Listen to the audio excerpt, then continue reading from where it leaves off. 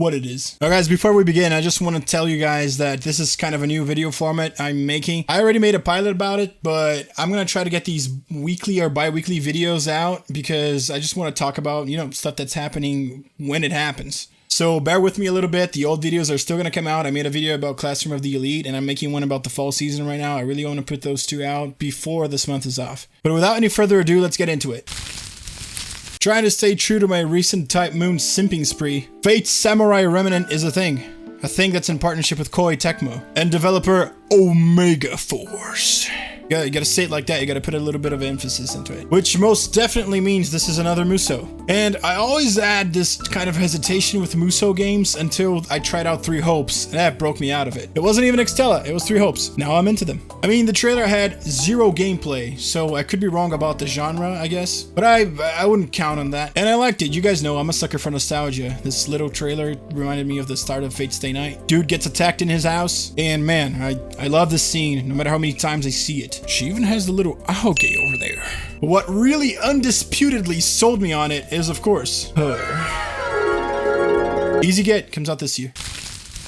Jumping over to my other favorite thing, Kitase had something to say about Final Fantasy. I'm pretty sure Nomura isn't like in charge anymore, at least like I think he's on a kind of a, you know, consulting position, I guess. So Kitase is really our main man right now. Final Fantasy XVI is set to release this year, which means Yoshi P needs your support now more than ever. Cheer him on as he gives it his all down the stretch. Oh, you don't need to tell me that. I will follow Yoshi P to the ends of the fucking earth. Also, development is picking up speed on the title I'm producing, Final Fantasy VII Rebirth. I'm sure many of your collective imaginations are running wild trying to picture how we'll recreate some of the game's most iconic scenes, and we'll have more to share about that when the time is right. Something here is really important to me, the fact that he's stating here he's going to recreate some of the most iconic scenes in Final Fantasy really puts me kind of at ease. I think they are going towards a different direction narrative-wise, but maybe they're going to give us a choice, and maybe they're going to work their asses off to provide, I don't know, two types of storylines or whatever. I don't know, man. I'm really excited about Rebirth. And now the big hitter. There's also another big announcement unrelated to Final Fantasy VII that I can't say anything about just yet. Rest assured, we're working hard to make sure 2023 is the most exciting year yet. Yo boy, Yoshinori Kitase. There is no way my mind doesn't wander off to the Nvidia leak when I hear stuff like this, especially coming from Kitase. There's no person I'd think except for him, you know, to kind of helm these remakes and remasters inside Square Enix. So the two games from the leak that we still haven't seen anything of, to my knowledge, is Final Fantasy Tactics Remaster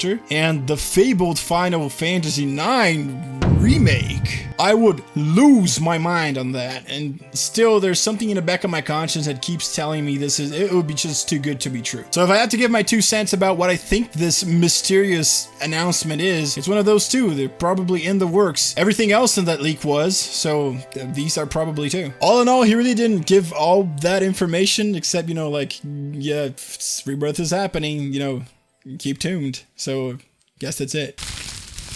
Before I talk more on Final Fantasy, let's talk a little bit about Fire Emblem. This comes from an article written by Jenny Latta at Silicon Era. So based on what her experience was, it's a traditional Fire Emblem with, you know, the quality of life things we got in Three Houses. What I get from that is that the gameplay loop probably isn't this Persona-esque thing we got in Three Houses, but, you know, the normal mission from Fire Emblem we always had. If I'm not mistaken, I think the weapon triangle thing is back. I'm not gonna say too much about the story. I don't want to spoil it if you guys don't want to see anything else on it, but like, I honestly didn't feel that intrigue into it, at least compared to Three Houses. But what I did like is apparently how the lore applies itself into the gameplay. The thing is, you collect special rings, and each ring gives you a stunned ability. You collect these mystical rings, and each ring gives you, you know, a past Fire Emblem character as a stand. Different characters give you different stand powers, and you get it. It's funny she mentioned something about, you know, the talk action coming back. Just fighting these green characters and getting them to join your team, you know, in the middle of the mission. That was fun. This is a game I'm 100% getting, as I'm pretty sure most of you will also. If you want to know more about the story, definitely check her main article down in the description.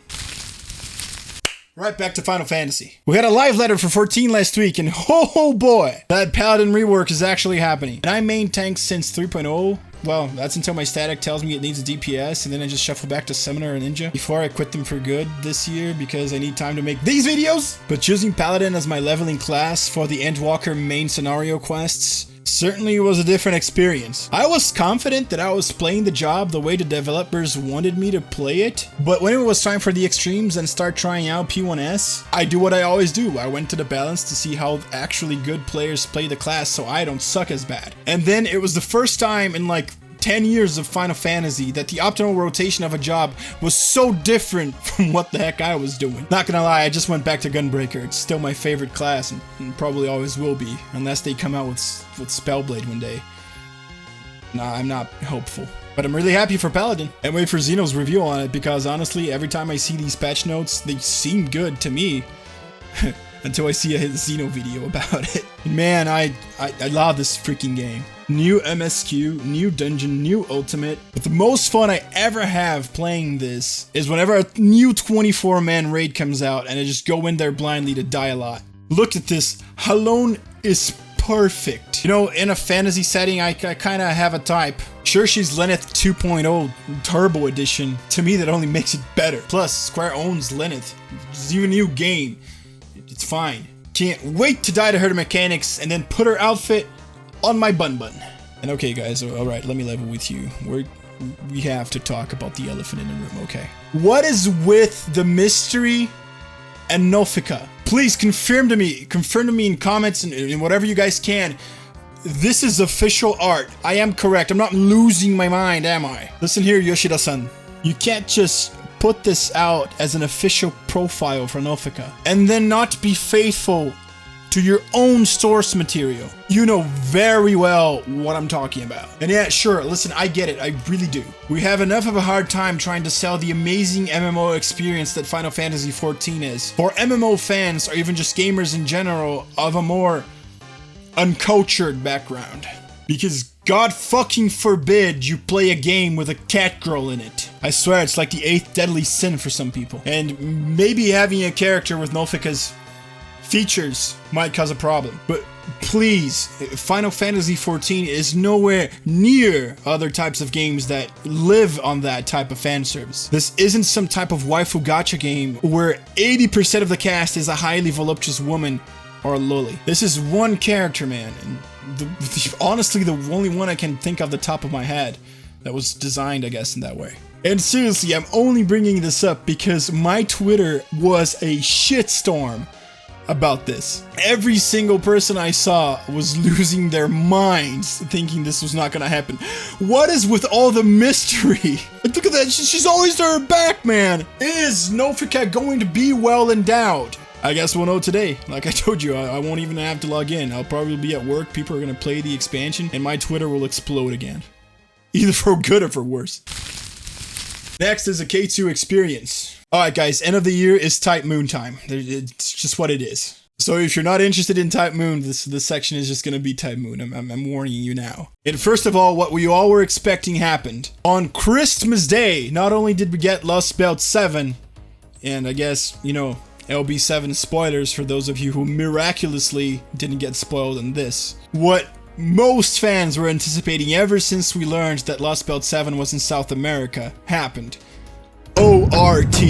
Type fucking Mercury, dude. Part of me, I guess a little, actually thought this might not happen at all. Mainly because I'd rather see him in any type of adaptation or reimagining from Notes, or Angelic Notes as it's known by some. I mean, Nasu wrote Mahoyo around the time he wrote that, so he made Mahoyo. Why not that, right? Either that or the fabled Tsukihime 2.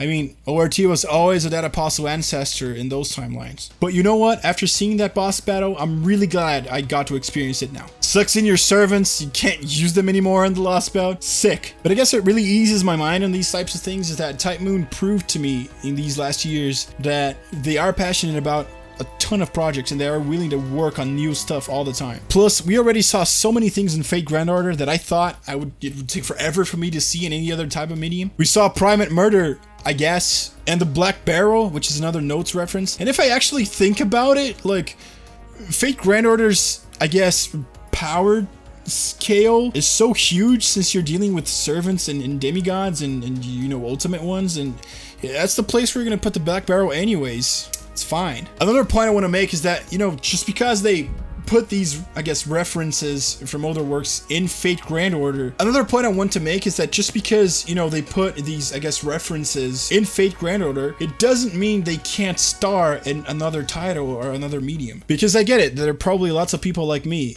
I like Fate Grand Order, but it just doesn't do it the same way stuff like the visual novels do. Like I said in my Aoko video, I'm just gonna trust the mushroom this time. And I'm honestly happy I got to see ORT. Redesign looks good to me, even if a bit, well, edgy. I'm all in.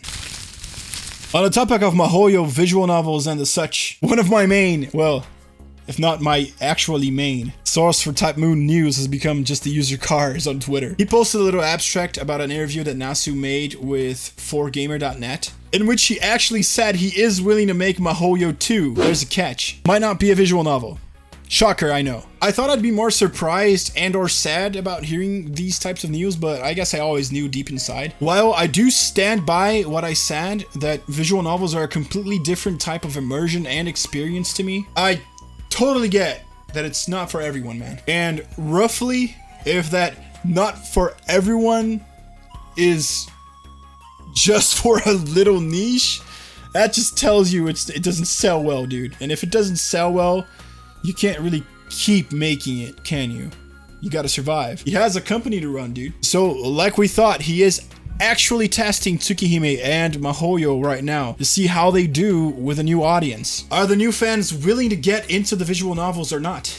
And I have to confess, man, from my point of view as, you know, a consumer, the video format he's saying, you know, basically an anime, is way more marketable, at least from my amateur point of view. I've come to terms with this, and I'd rather have MiHoYo 2 in a different type of medium than just not have it at all. And at least from what I gathered, of course, there might be a little bit of, you know, differences in translation, but what I understood is that he is willing to make MiHoYo 2. It's something he wants to do. He's just not sure if it's gonna be a visual novel again, or, you know, anime. I guess he's gonna wait a little bit until the MiHoYo movie comes out, see how that does, and if it does a lot better than the visual novel, then dude, you can bet your sweet potatoes, bro. Even though I have no idea how you'd compare the two, they probably have a good way to do it. Nasu says it's the best place for, you know, slice of life scenes, but I think it's the best place for a lot more stuff.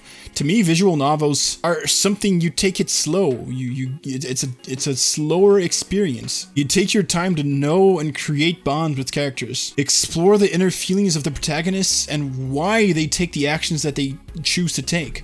And in the end, you actually understand the whole thought process between why they changed and why they developed that way. And I love all the anime adaptations from Ufotable, but what I get is that most of the fans' concerns about those animes is that they don't do exactly that. They have to, you kind of skip over those things. Can't really do that unless you have like an unlimited budget and like 52 episodes to work on it. And even on that, on a medium such as anime, most watchers are probably gonna quit just by episode 13. Unfortunately, I think there's a bigger reason why they choose to skip important dialogue or, you know, introspective character moments in those animes. Unfortunately, maybe, you know, just the bigger public just, you know, the bigger public just won't react like that. Listen, I'd love to be completely wrong, by the way. And I would venture to say that at this point in time, 2023, we probably have more Western visual novel readers than ever before, right? I guess we'll know the results soon enough. Now, if you guys excuse me, I gotta go simp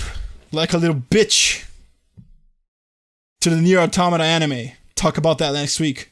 See ya!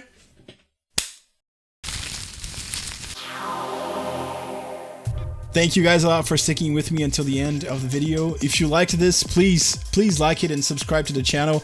Like I said before, I will keep making my bigger videos and my bigger essays. I just want to do this, you know, get content out and, you know, kind of feed that algorithm. So I hope you guys liked it, and I hope you guys are following the trends with me and are excited to, you know, to share your thoughts with me too about, you know, things that happened this week or in 2 weeks, I guess. Thank you so much, and I guess this is it. See ya.